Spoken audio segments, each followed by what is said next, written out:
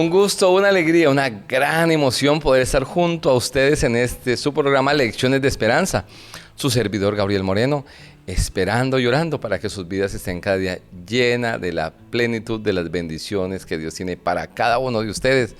Gracias por vernos y escucharnos en tantos lugares del mundo. Un abrazo grande.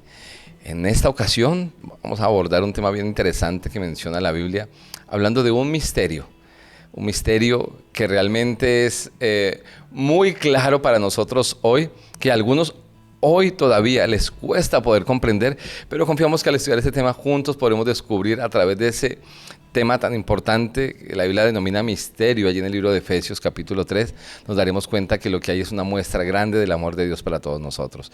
Y para esta ocasión tenemos como invitado al pastor de Osa, Juan de Osa. Pastor de Osa, gracias por acompañarnos, muy amable. Es un placer encontrarme con usted, pastor, y con todos nuestros radioescuchas y televidentes, doquiera que estén, dándoles un saludo muy grande, un abrazo muy grande en el nombre del Señor. Así es. Pastor, la Biblia es rica en temas, el libro de Efesios, el cual estaremos como abordando para un tema allí especial sobre el misterio del Evangelio, ¿no? Que a algunos les cuesta entender todo lo que Dios ha hecho por nosotros, en qué consiste este plan. Pero cuando empezamos, de hecho Efesios capítulo 3 menciona este tema del misterio, pero antes de eso, el apóstol Pablo cuando escribe este capítulo 3, presenta varios temas. ¿Cuáles son algunos de esos 3 temas importantes que él quería dejar claro en la mente de la iglesia que hacía parte de la comunidad en Éfeso?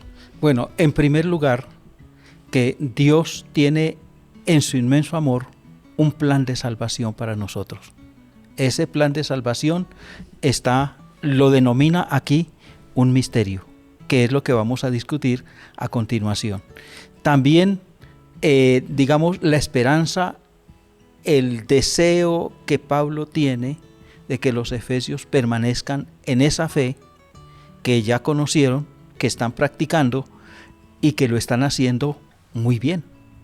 Y en tercer lugar, tenemos aquí como una transcripción de lo que significa el amor de Dios por la humanidad al manifestar ese misterio que es Cristo Jesús para nuestra salvación.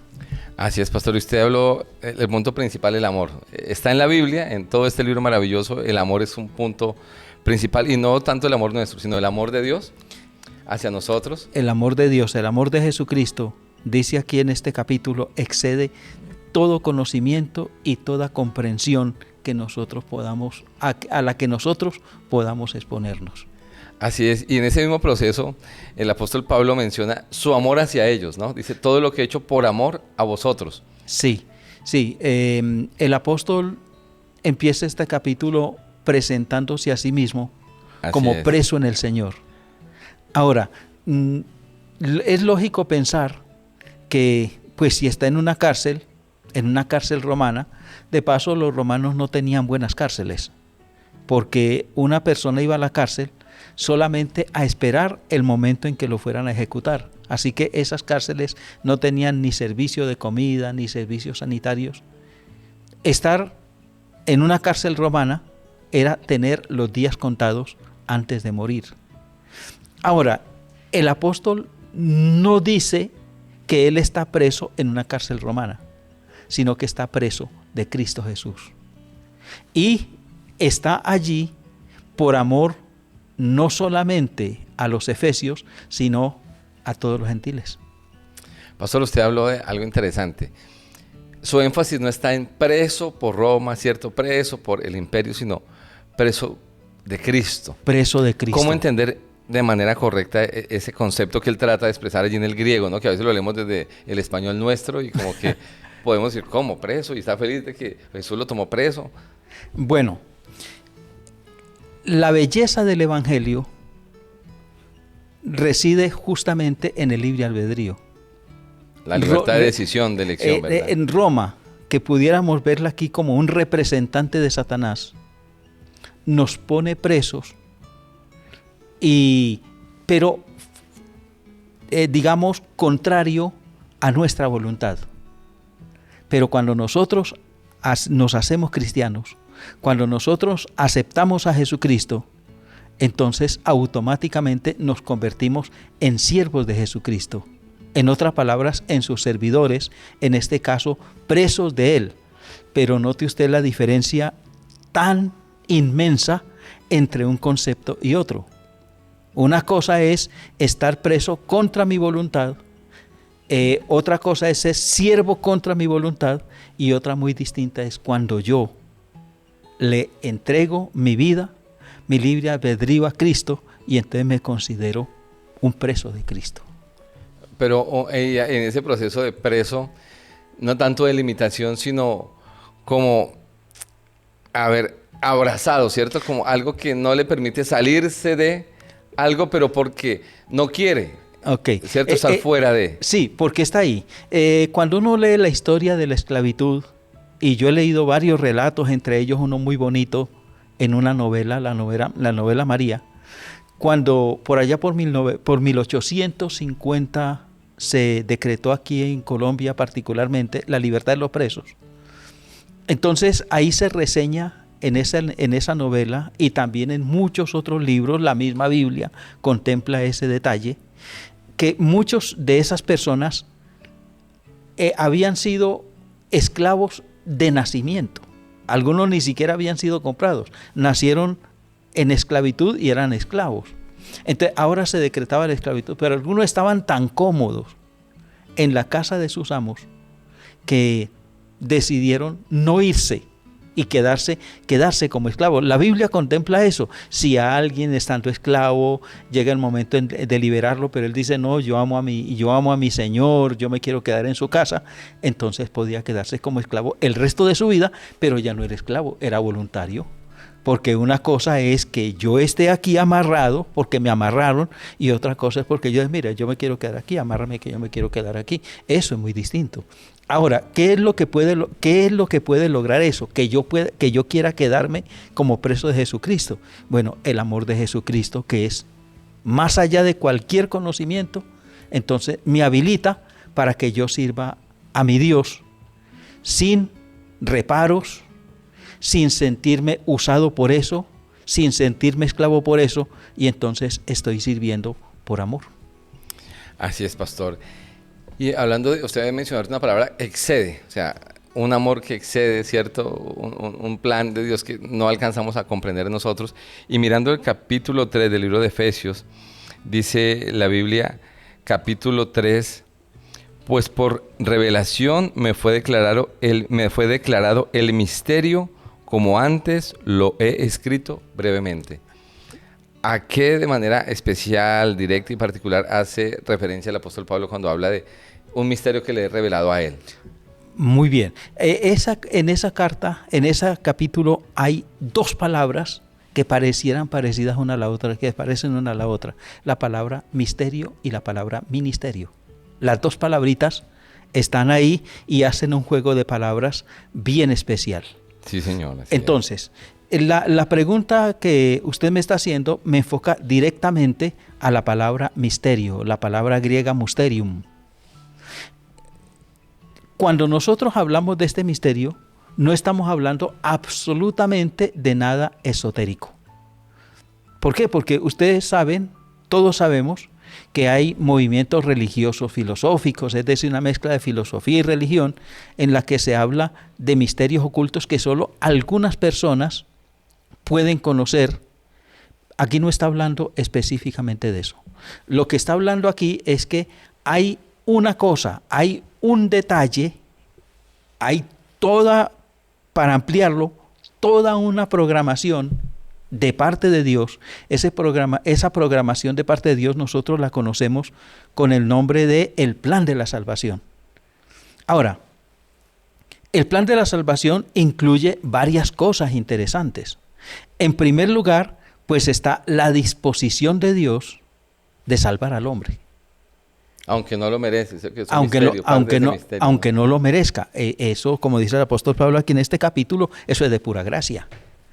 Ahora, pero por otro lado, y esto es lo interesante, yo no diría tanto lo interesante, sino lo difícil de comprender. Entonces, Dios es amor. La Biblia me presenta a Dios como que Dios es amor, y el plan de la salvación justamente se basa en eso, en que Dios es amor. Pero la pregunta aquí difícil de entender y de explicar es cómo un Dios de amor en algún momento, que está dispuesto a salvarnos a todos, pero en un momento va a dictar sentencia contra alguien. Y no cualquier sentencia, es la destrucción eterna. Entonces, ¿cómo podemos nosotros explicar eso? Entonces, eso es un misterio. Ahora, pero con relación a la salvación, Dios ha develado el misterio. ¿Cómo así? Al enviarnos a Jesucristo para que a través de su vida, a través de su ministerio y a través de su muerte y luego de su intercesión, entonces el ser humano pueda tener una vía de salvación. Ahora, ese concepto, eso no es solo de Pablo. Y parece que Pablo está empeñado en este momento en demostrar que no es una cosa que él solo sabe. De hecho, él dice que eso fue revelado a los profetas, a los otros apóstoles. Es decir, que no era ningún secreto, no era nada que estaba por allá escondido debajo de la alfombra, sino que es algo que está a la luz pública para que todo el mundo lo sepa. Pero hay un problema. El problema es que si yo no puedo creer, es decir, si en mi corazón, si en mi vida, el aspecto fe no funciona, el concepto, el aspecto de creer no funciona, entonces, como dice el apóstol Pablo en 1 Corintios, esto es una locura. De hecho, mucha gente alcanza a reírse, a burlarse. ¿Por qué alguien es cristiano? ¿Por qué no lo entiende? Ahora, ¿por qué no lo entiende? Porque no tiene una manera apropiada de relacionarse con Dios, y entonces todo lo que Dios hace, todo lo que Dios es, todo lo que Dios busca para nosotros, para Él es una locura. Ok, o sea que, entendiendo ese misterio, pastor, desde la óptica, como el apóstol Pablo trata de mostrarlo, es algo que Dios manifiesta para todos, pero según la disposición nuestra, ¿podremos comprenderlo? O decir, no, eso no es para mí, y entonces queda a un lado, o no es fácil comprenderlo, no porque, como usted mencionaba, Dios lo haya escondido solamente para que alguien lo conozca, sino porque no nos abrimos a la influencia del Espíritu de Dios, el Espíritu Santo, para que podamos entender cómo es ese plan. Parte del plan no lo alcanzamos a comprender, ¿cierto? Cómo es Dios infinito, perfecto, bajó del cielo, pagó el precio, permitió que se le maltratara por salvar a la raza humana que estaba separada de Él, que ha tomado malas decisiones, ¿verdad? Entonces, nos cuesta entender, pero nos aferramos al concepto que usted mencionó, que es fe. Correcto. El concepto fe aquí es muy importante. Hace algunos años yo estaba conversando con alguien, un teólogo muy renombrado aquí en este país. Entonces, estábamos hablando acerca de lo que significa el libre albedrío.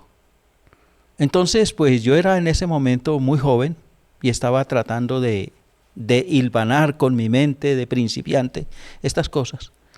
Y entonces parece que yo me estaba aferrando mucho a cierta idea de libre albedrío. Y entonces viene este hombre y me dice, ¿y qué tal si nosotros le entregamos nuestro libre albedrío a Cristo? Y ahí radica todo, en que yo pueda entregarle mi libre albedrío a Cristo.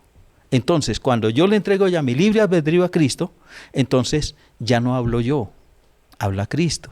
Ya no vivo yo, el apóstol Pablo lo decía ahí en Gálatas, ya no vivo yo, vive Cristo en mí.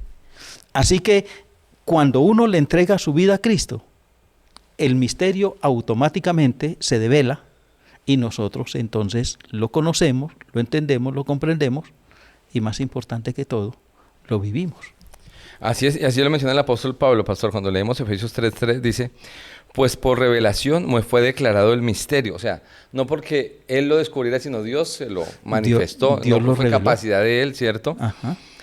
Me fue declarado el misterio, como antes lo he escrito brevemente. O sea, ese misterio él no se lo guardó. Dice, ya lo he compartido con ustedes, que es el plan de la salvación, como usted lo mencionó. Al leerlo podéis entender cuál sea mi conocimiento en el misterio de Cristo. O sea, correcto. Si ustedes lo leen, junto conmigo nos van a dar cuenta que hay un plan maravilloso y podremos, Sí. será develado, ¿no? Sí. Ese misterio de nosotros. Ahora, ahí dice que a sus santos profetas y apóstoles les fue revelado también. Ahora, es probable que el apóstol Pablo no se esté refiriendo aquí específicamente a profetas como Isaías, Jeremías, a hombres como David, como Daniel. Es posible que se esté refiriendo específicamente a los líderes de la iglesia, de las diversas iglesias, porque no había una sola iglesia en Éfeso. Recuerden ustedes que en ese tiempo no había iglesias grandes, era que los hermanos se reunían en la casa de otro hermano y entonces esa persona que estaba ahí también predicando el evangelio en esos, como diríamos hoy, pequeñas congregaciones, entonces a esos también les había sido revelado ese misterio y por eso estaban en condiciones de predicarlo también.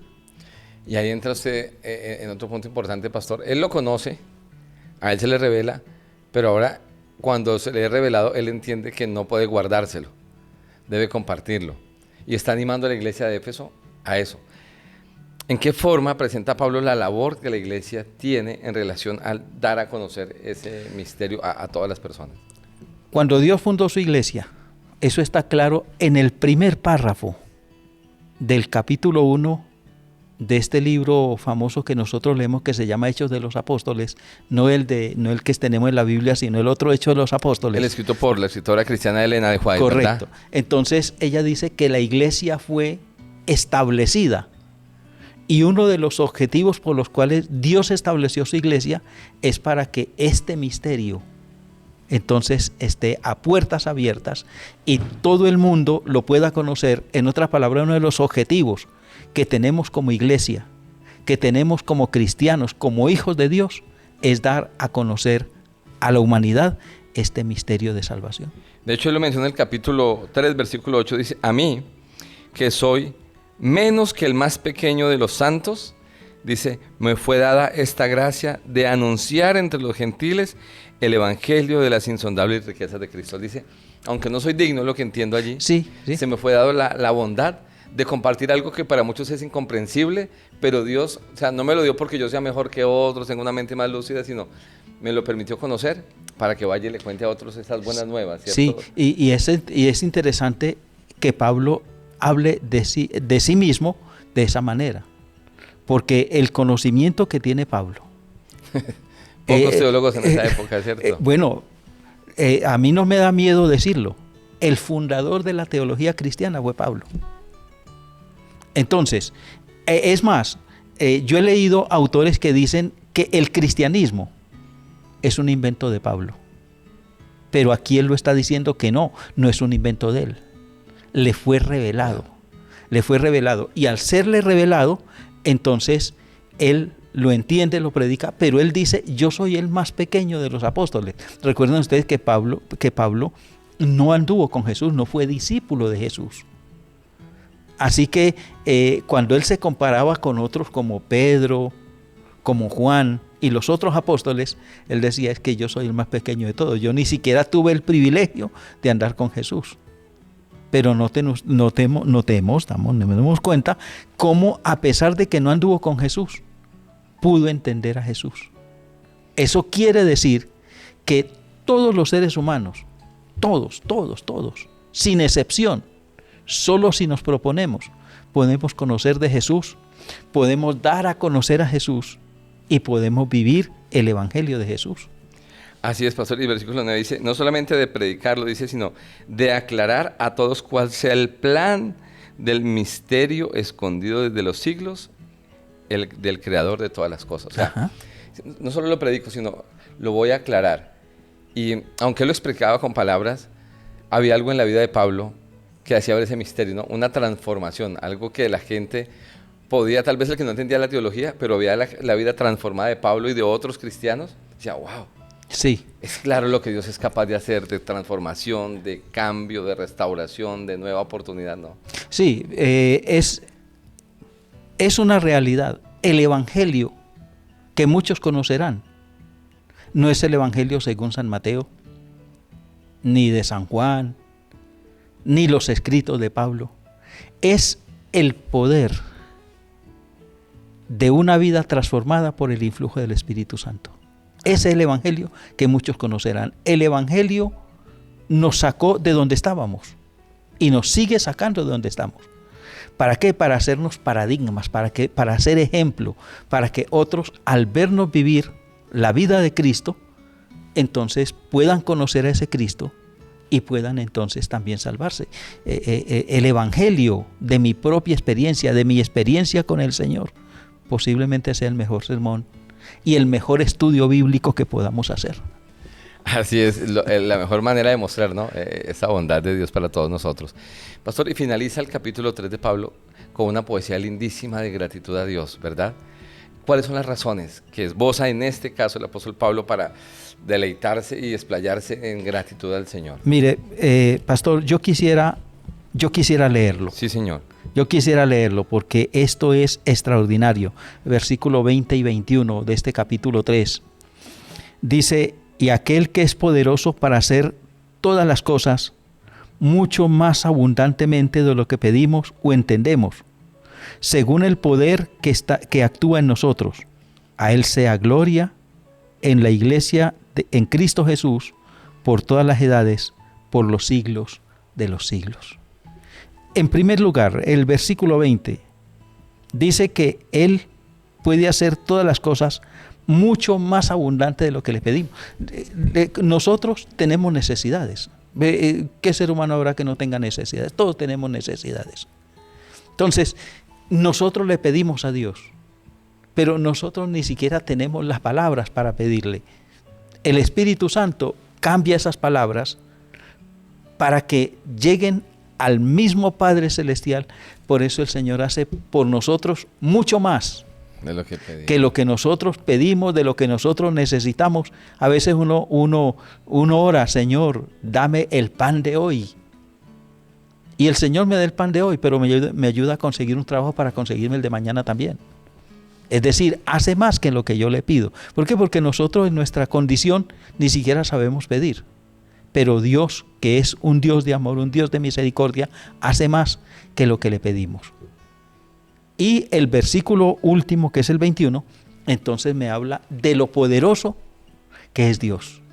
Mis problemas pueden ser grandes. Yo no tengo que decirle a Dios cuán grandes son mis problemas. Es decirle a los problemas cuán grande es mi Dios, el Dios que me los puede solucionar. Así es, pastor. Y con esa gratitud los invitamos a que juntos podamos mirar a ese Dios grande, soberano, excelso, digno de la gloria, de la honra. Y ese Dios, como menciona el pastor, es capaz de hacer lo que ni siquiera imaginamos. Ese cambio que necesitas en tu vida, ese problema que parece sin solución, Dios puede dar una solución que ni siquiera te alcanzas a imaginar.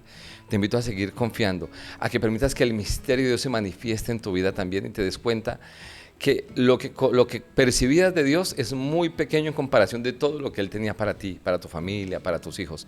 Te ama de una manera que no alcanzas a comprenderlo. Y ese es el misterio. Ese es el misterio. Yo quisiera decirle a mis apreciados oyentes de esta hora que hay algo que necesitamos hacer. Y eso que necesitamos hacer es entregarle nuestro libre albedrío a Cristo. Y Él se encargará de lo demás. Amén, pastor. Muchas gracias por haber estado con nosotros. Vamos a orar.